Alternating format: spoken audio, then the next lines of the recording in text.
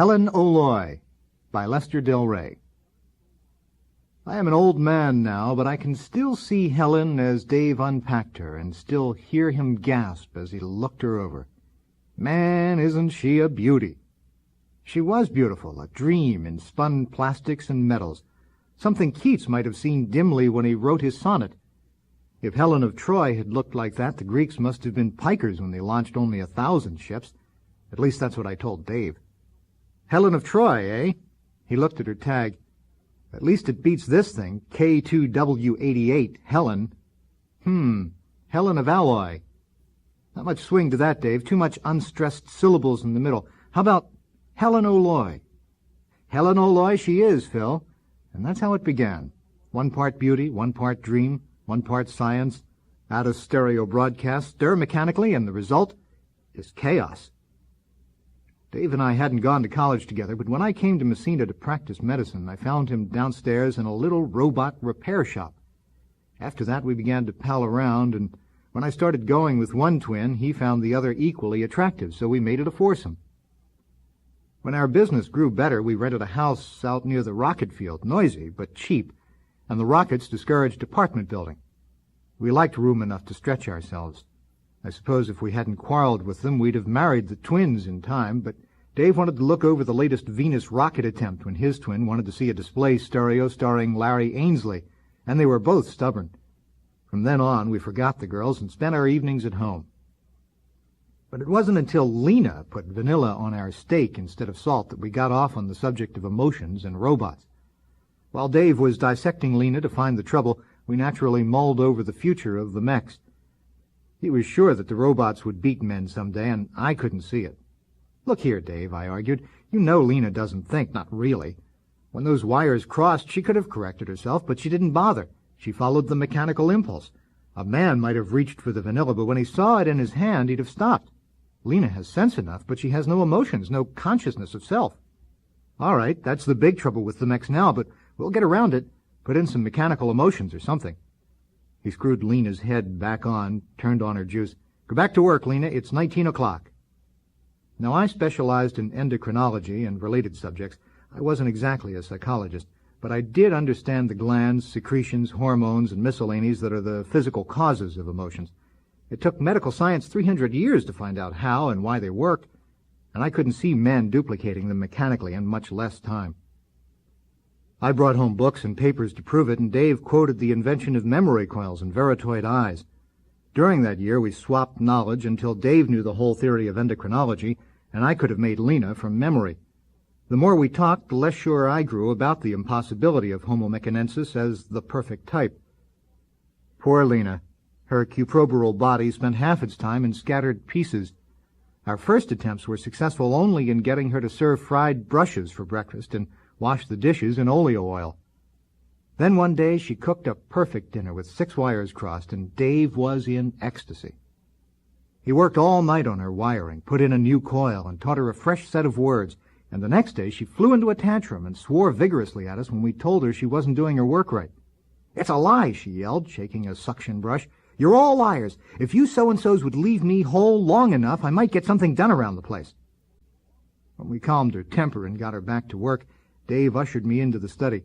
"Not taking any chances with Lena," he explained. "We'll have to cut out that adrenal pack and restore her to normality. But we've got to get a better robot. A house-made mech isn't complex enough." "How about Dillard's new utility models? They seem to combine everything in one." "Exactly. Even so, we'll need a special one built to order with a full range of memory coils. And out of respect to old Lena, let's get a female case for its works." The result, of course, was Helen. The Dillard people had performed a miracle and put all the works in a girl-modeled case. Even the plastic and rubberite face was designed for flexibility to express emotions, and she was complete with tear glands and taste buds, ready to simulate every human action, from breathing to pulling hair. The bill they sent with her was another miracle, but Dave and I scraped it together. We had to turn Lena over to an exchange to complete it, though, and thereafter we ate out. I'd performed plenty of delicate operations on living tissues, and some of them had been tricky, but I still felt like a pre-med student as we opened the front plate of her torso and began to sever the leads of her nerves.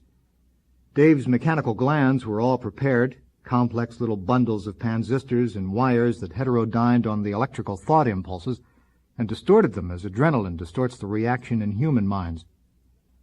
Instead of sleeping that night, we pored over the schematic diagrams of her structures, tracing the complex thought mazes of her wiring, severing the leaders, implanting the heterones, as Dave called them, and while we worked, a mechanical tape fed carefully prepared thoughts of consciousness and awareness of life and feeling into an auxiliary memory coil. Dave believed in leaving nothing to chance. It was growing light as we finished, exhausted and exultant. All that remained was the starting of her electrical power. Like all the Dillard mechs, she was equipped with a tiny atomometer instead of batteries, and once started would need no further attention. Dave refused to turn her on. "Wait until we've slept and rested," he advised. "I'm as eager to try her as you are, but we can't do much studying with our minds half dead. Turn in, and we'll leave Helen until later."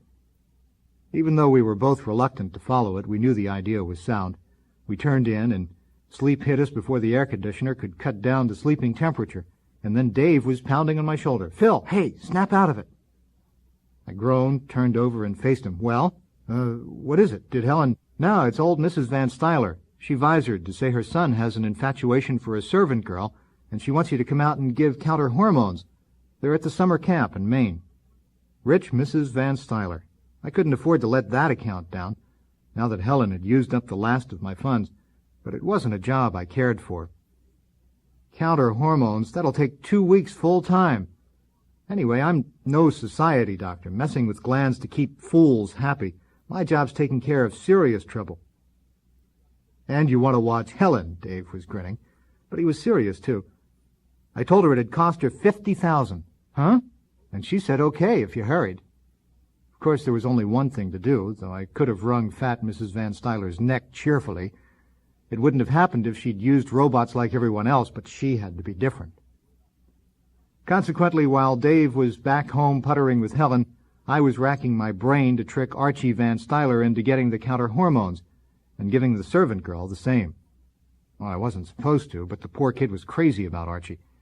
Dave might have written, I thought, but never a word did I get. It was 3 weeks later instead of 2 when I reported that Archie was cured and collected on the line. With that money in my pocket, I hired a personal rocket and was back in Machina in half an hour. I didn't waste time in reaching the house. As I stepped into the alcove, I heard a light patter of feet, and an eager voice called out, "Dave, dear." For a minute I couldn't answer, and the voice came again, pleading, "Dave?" I don't know what I expected, but I didn't expect Helen to meet me that way, stopping and staring at me, obvious disappointment on her face, little hands fluttering up against her breast. "Oh," she cried, "I thought it was Dave. He hardly comes home to eat now, but I've had supper waiting hours." She dropped her hands and managed to smile. "You're Phil, aren't you? Dave told me about you when, at first. I'm so glad to see you home, Phil." "Glad to see you doing so well, Helen. Now what does one say for light conversation with a robot? You said something about supper?" "Oh, yes. I guess Dave ate downtown again, so we might as well go in. It'll be nice having someone to talk to around the house, Phil. You don't mind if I call you Phil, do you? You know, you're sort of a godfather to me." We ate. I hadn't counted on such behavior, but apparently she considered eating as normal as walking. She didn't do much eating at that. Most of the time she spent staring at the front door. Dave came in as we were finishing, a frown a yard wide on his face. Helen started to rise, but he ducked toward the stairs, throwing words over his shoulder. "Hi, Phil. See you up here later." There was something radically wrong with him. For a moment, I thought his eyes were haunted. And as I turned to Helen, hers were filling with tears. She gulped, choked them back, and fell to viciously on her food. "What's the matter with him? And you?" I asked.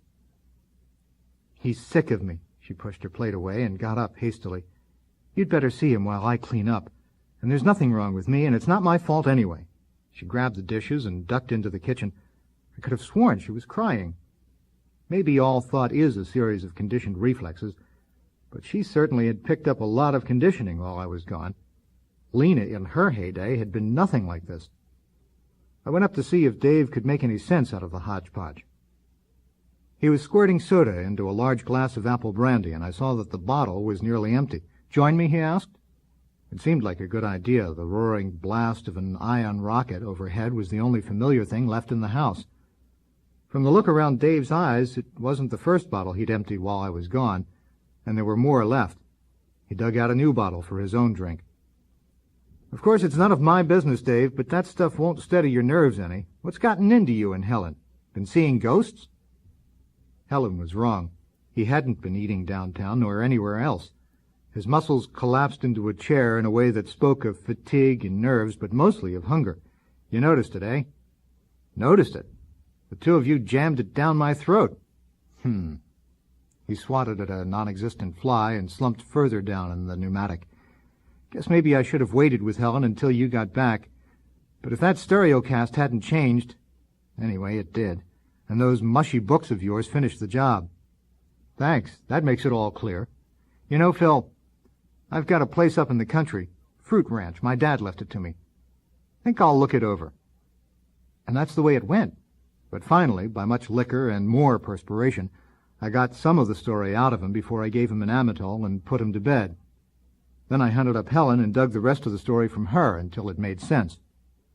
Apparently, as soon as I had gone, Dave had turned her on and made preliminary tests, which were entirely satisfactory. She had reacted beautifully, so well that he decided to leave her and go down to work as usual. Naturally, with all her untried emotions, she was filled with curiosity and wanted him to stay. Then he had an inspiration.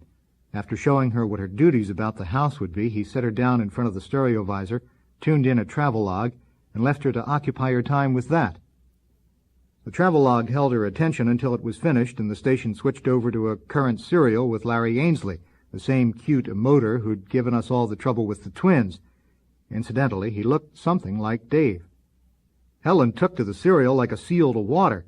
This play-acting was a perfect outlet for her newly excited emotions.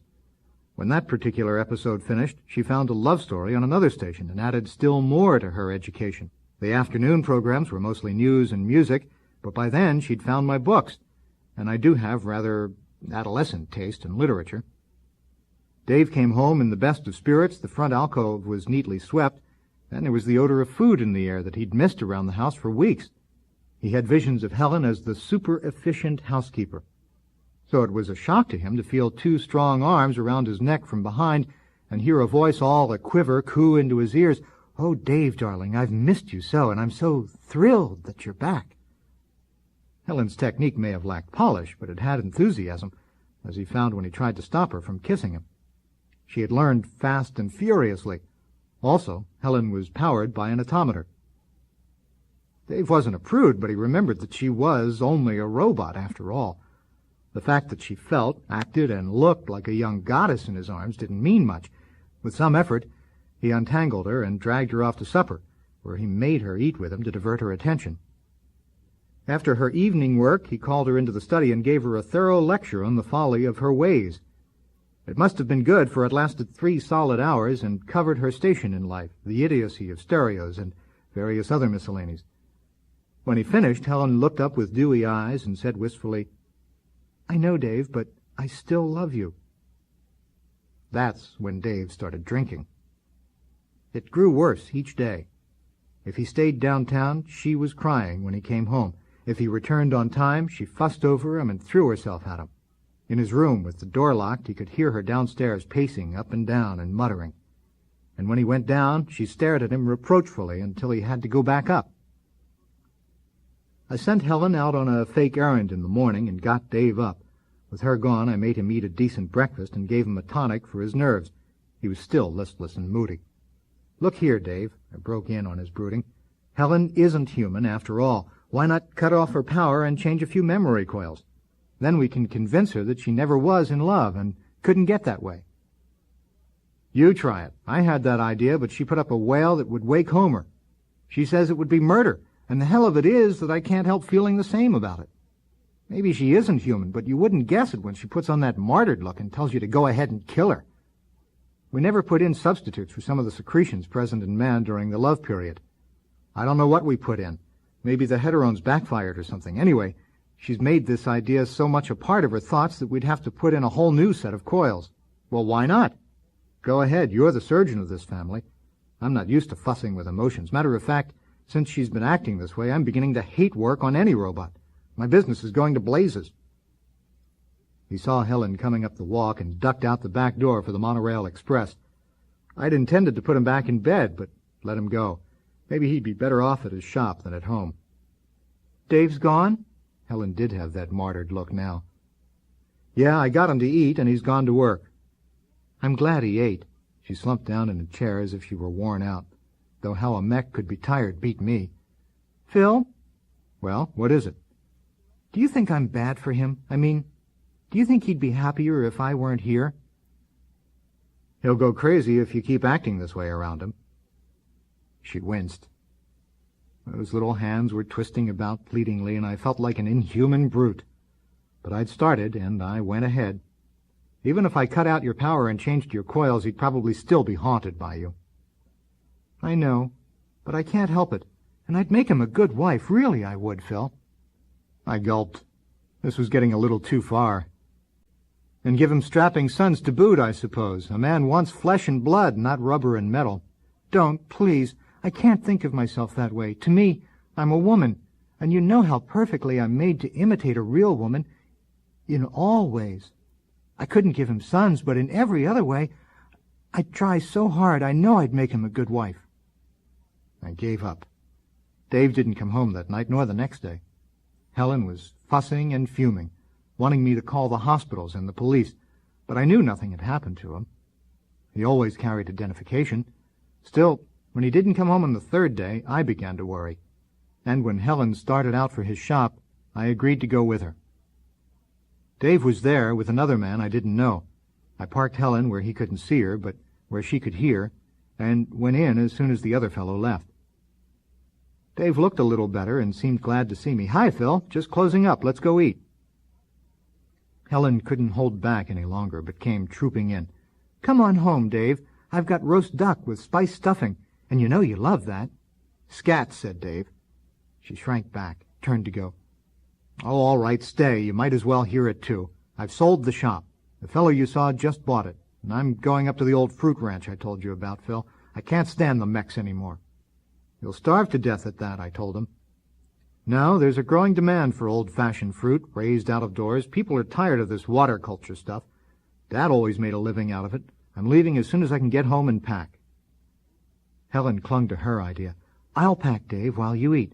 I've got apple cobbler for dessert. The world was toppling under her feet, but she still remembered how crazy he was for apple cobbler. Helen was a good cook. In fact, she was a genius, with all the good points of a woman and a mech combined. Dave ate well enough after he got started. By the time supper was over, he'd thawed out enough to admit he liked the duck and cobbler, and to thank her for packing. In fact, he even let her kiss him goodbye, though he firmly refused to let her go to the rocket field with him. Helen was trying to be brave when I got back, and we carried on a stumbling conversation about Mrs. Van Stuyler's servants for a while. But the talk began to lull, and she sat staring out of the window at nothing most of the time. Even the stereo comedy lacked interest for her, and I was glad enough to have her go off to her room. She could cut her power down to simulate sleep when she chose. As the days slipped by, I began to realize why she couldn't believe herself a robot. I got to thinking of her as a girl and companion myself. Except for odd intervals when she went off by herself to brood, or when she kept going to the telescript for a letter that never came, she was as good a companion as a man could ask. There was something homey about the place that Lena had never put there.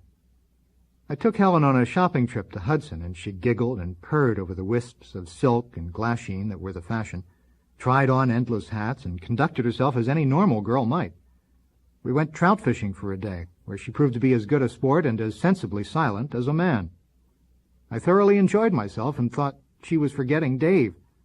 That was before I came home unexpectedly and found her doubled up on the couch, thrashing her legs up and down and crying to the high heavens. It was then I called Dave. They seemed to have trouble in reaching him, and Helen came over beside me while I waited. She was tense and fidgety as an old maid trying to propose, but finally they located Dave. "What's up, Phil?" he asked as his face came on the viewplate. "I was just getting my things together to—" I broke him off. Things can't go on the way they are, Dave. I've made up my mind. I'm yanking Helen's coils tonight. It won't be worse than what she's going through now. Helen reached up and touched my shoulder. Maybe that's best, Phil. I don't blame you. Dave's voice cut in. Phil, you don't know what you're doing. Of course I do. It'll all be over by the time you can get here. As you heard, she's agreeing. There was a black cloud sweeping over Dave's face. I won't have it, Phil. She's half mine, and I forbid it. Of all the... Go ahead, call me anything you want. I've changed my mind. I was packing to come home when you called. Helen jerked around me, her eyes glued to the panel. Dave, are you... I'm just waking up to what a fool I've been, Helen. Phil, I'll be home in a couple of hours, so if there's anything... He didn't have to chase me out, but I heard Helen cooing something about loving to be a rancher's wife before I could shut the door. Well, I wasn't as surprised as they thought. I think I knew when I called Dave what would happen. No man acts the way Dave had been acting because he hates a girl, only because he thinks he does, and thinks wrong. No woman ever made a lovelier bride or a sweeter wife. Helen never lost her flair for cooking and making a home. With her gone, the old house seemed empty, and I began to drop out to the ranch once or twice a week. I suppose they had trouble at times, but I never saw it.